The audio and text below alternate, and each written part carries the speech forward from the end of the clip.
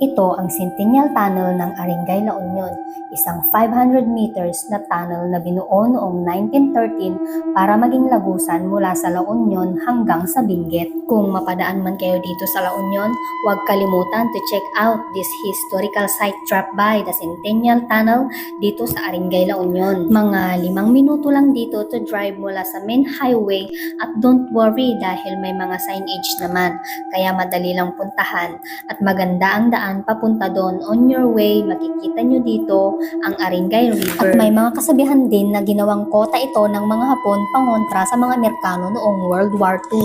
Ito ang pinakamatandang tunnel dito sa Pilipinas na may mga kwento din dito na maraming nagpaparamdam at nagpapakita tuwing gabi.